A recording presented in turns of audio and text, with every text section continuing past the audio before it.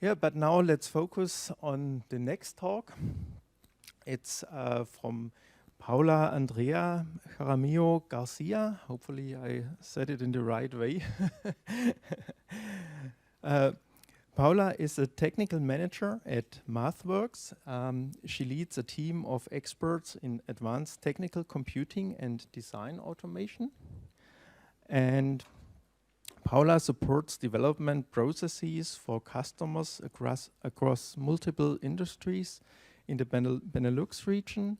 And prior to joining the MathWorks in 2016, she worked for 5 years as a researcher on the fields of machine learning and signal processing for intelligent lighting systems at the Eindhoven University of Technology. Paola holds a master's degree in electronics engineering from Politecnico di Torino in Italy and carried out a 6-month internship at the area of structural health monitoring at IBM Zurich in Switzerland. So let's give her a warm welcome for her talk. Thank you for the very nice introduction, and welcome everyone to this talk on improving predictions by automating drift detection. This is a use case in which we leverage machine learning to build a predictive maintenance application for a fleet of electric buses. Before I get started, there are 3 things that I would like you to remember today. The first one is the set of automated machine learning models that you can consider with our tools to automate machine learning. The second one is how to build a production system by yourself. And the third one is the key technologies that you can use to build such a system. Predictive maintenance, we know, enables downtime to be scheduled rather than disruptive. So as you can imagine, while you have an electric bus running through the day, the battery state of charge changes through the day through different levels of charge.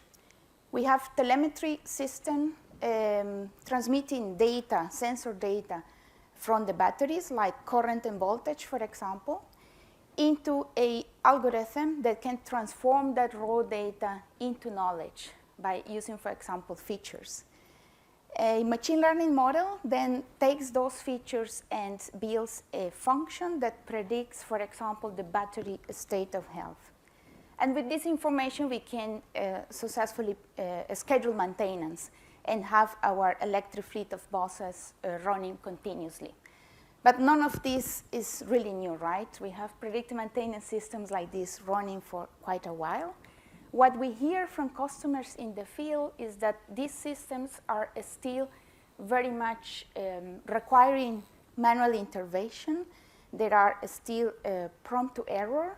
And so they reach out to us with the ambition to make these systems as automated as possible. For this, we like to introduce the machine learning operations, or better, use the machine learning operations principles to reduce the complexity of such a system. As you can see in this infinite loop, we have on the left-hand side the development, training of the machine learning model, and on the right-hand loop, the model performance in production. As we focus on the principles of development operations, that is, developing and operating software in production systems, we are able to reduce complexity. Why? Because first of all, we share the responsibility of building the system. Second, because we automate parts of the infinite loop, and so we can increase the amount of frequency that we iterate with each other while we are developing the system. And so engineers can focus on their actual work. And third, because issues get resolved faster as we continuously monitor the system. There are several parts of this machine learning operation cycle that are really well understood. For example, deployment and operation. So this is where we introduce the prediction function, that is the machine learning model predicting, for example, the battery state of health, which typically runs autonomously. Then we have to have a system that continuously monitors for changes in the data. We look here at changes in the feature data, and this we call the drift detection. So we have a part of the system here that is continuously monitoring for changes. Once a change is detected, it's important to train a new model, because changes in the data means that our model will not generalize well, and so we need to retrain a new model. We trigger then a system that we call model-based labeling, because we use an approach here to have a physical representation of our battery to basically generate new synthetic data together with the labels to be able to then produce new data for retraining a better model. And last but not least, that retraining part happens through automated machine learning, which is triggered by MATLAB. And there we basically loop through a series of machine learning algorithms until we find a better performant model. Once that model is found, we then deploy it again for prediction into our production system. So let me show you very, very quickly how the system is built. Here we have streaming data from all the fleet of electric buses for each of their batteries. We have a model registry that contains the prediction models, the machine learning models. We then store the observed data into databases, and we continuously monitor for drift detection. Once we see that the distribution of the data has changed, we trigger a training for a new model. We then generate new labels, and we trigger the automated machine learning portion of the cycle. So we generate new models that we can also train in parallel. And then once we found a better model, we deploy it again for prediction into production. So all of this is continuously monitored also by a dashboard that can help, for example, the maintenance crew on the field to continuously monitor what's happening with the system.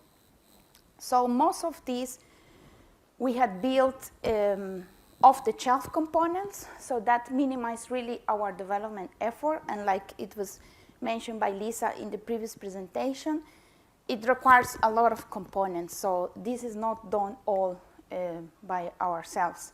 For example, for streaming sensor data, we use Kafka. Then we hosted the prediction models and the monitoring drift detection system in a technology we call MATLAB Production Server. We also use InfluxDB for our databases. For building the model-based labeling system, we use our technology for simulation called Simulink and Simscape. And last but not least, we use a technology called MATLAB Parallel Server together with MATLAB to automatically train multiple machine learning models at the same time. And last but not least, we use Redis to store our machine learning models. Next, I'm going to show you very briefly, I hope this works. And it didn't work, so I need to go back. And if you could play. Yes, this is a very, very short video where you can see how the dashboard looks like. This is Grafana dashboard. Here you see on top the drift of the batteries. On the bottom, you see the state of health for the batteries. And you can see in red color how some of those batteries are presenting drifting features. You can then go battery by battery and inspect inside which are the features that are presenting drift. And with dashboards like this, the maintenance crew can then monitor which of those batteries will require assistance or a new model to be deployed to production. Where do we start? As it has been mentioned before in the previous talks and also yesterday, we need to start with data, of course. And when customers approach to us with a challenge like, or innovation ideas like implementing AI into their engineering systems, we typically would recommend start collecting data, right? But that can be very challenging depending on the system. And so what we like to propose is a different approach. We like to propose a data generation system in which you have a very high fidelity physical model representing your system, in this case the battery.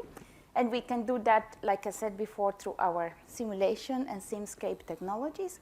With this, we generate synthetic data. And we can also generate labels.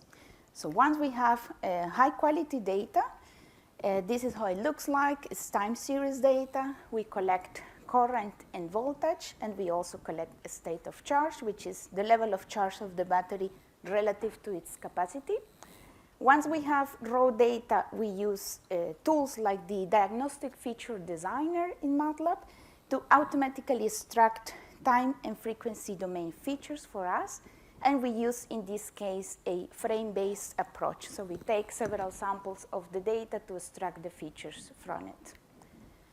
Once we have those features extracted, we have AutoML automagically finding the right model. What it does, it basically trains those features, the training data, and it loops through several models. This can be regression, linear regression, Gaussian process regression. It could be ensemble of boosted trees. It can be feed-forward neural networks. And you loop through all the different models. At the same time, we are also performing hyperparameter tuning inside the models. And this can be done, for example, with Bayesian optimization. We highly encourage here also to leverage parallel computing, because this can be resource expensive, time consuming. And as you can see there in MATLAB, this requires one command of code called the fit or out of regression problems. Of course, there is a tendency here in the machine learning world to believe that the data that we use for training a machine learning model holds everywhere in the world. But that's not true, right? For example, if you look at the temperature, temperature has an impact on the state of health of the battery. And so if we build our model based on the data we collected in Europe, that might be different in some other parts of the world. So you like to be paying attention to how data drifts. And this we do not in whole data, we use on the feature data only, because it's simpler to do it like that. We look at that distribution of data in MATLAB, again, in a very simple way with one command called detect drift. It uses a statistical permutations testing to be able to find when distribution of data is changing. And these changes you compare on the current data versus the new data incoming into the system. Once you detect a drift, we raise a flag, essentially saying, hey, the data looks different, you probably need to retrain a new model. And then we go into the model-based labeling system, where we will trigger a simulation to generate new synthetic data together with the labels. As mentioned before, this is a representation of our physical battery. This is done with a Simscape and Simulink. And as you can see, the train, deploy, monitor, label cycle automatically works on its own. But what we like to offer to engineers and data scientists in the field is the way to plug and play also different components. So you can leave it fully automated, or you can have the possibility to also perform manual intervention into the system. This is, again, a very quick video. If you can please play button, thank you. That shows the implementation in MATLAB. Here you can see we are reading data from our database. Imagine we already have a running model. We have detected drift in the system. We connect to the database. We read the new data. We trigger our physical model to generate new synthetic data. We continuously compare the distribution of the incoming data with the new labels. And once we are able to generate labels, we are ready to essentially train a new model. Here we are essentially synchronizing the historical data with the new generated labels. We then go through the process again to extract features from the data, time and frequency features with the diagnostic feature designer. We combine then all the data together, and then we are ready to start the training of the model. In this case, we are training a regression Gaussian process model, but here we encourage to also use the AutoML approach where you will train multiple models. For the simplicity of the video, we only show one. And last but not least, you would like to always check on the performance of the model. Only until you get a better model than the previous one, then you are ready to redeploy for production. As you can imagine, I hope that at this point you can agree with me that there is an enormous opportunity here to automate machine learning operations, and that when you are truly automating all the steps of the cycle, you can really implement a change for the better, because then you can really allow your engineers, domain experts, and data scientists to really focus on they are good at, on building really great solutions. I really encourage you to learn more about this topic. There are plenty of resources on our website. That article on the very right side of the page, it's describing all the steps that I showed to you today. We also have some professional training upcoming. This is all fully online by November 21 and 23. And with that, I would like to thank you for your attention. I would like to also encourage you to continue connecting and collaborating on these interesting topics. Thank you so much.